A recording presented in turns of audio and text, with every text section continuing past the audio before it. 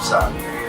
Asante Bwana Askofu, na tulifikiri leo ungeweza kwenda moja kwa moja katika madhabahu na washirika wengi walikuwa wanatamani kuona wewe ndio. Tumeona kwa namna nyingine kabisa, kwa moyo wa upendo umemkaribisha mgeni na mgeni amekuja kama vile ambavyo na watu wamepokea vile ambavyo walikuwa wanatamani.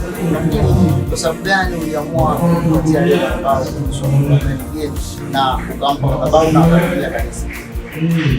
Amen. Kwa sababu ndio nifanya niamue kumwacha kwa mgeni.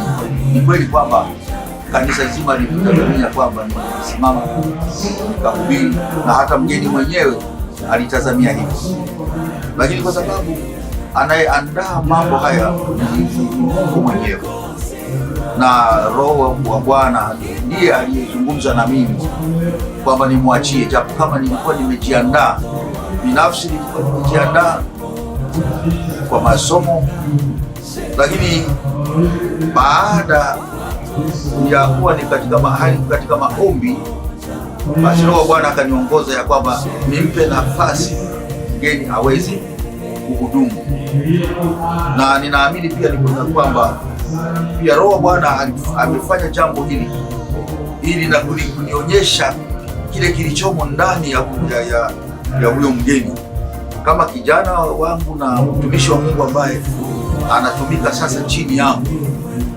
Basi ninaamini ya kwamba ni Mungu alikuwa pia ananifunulia kuona ya kwamba ana kitu ambacho kinaweza kunifaa mimi, na hata ninapotumika pamoja na yeye uweze kujua ya kwamba Mungu amenipa nguvu zaidi ya kutumika kwa kupitia hawa watumishi ambao ananipa.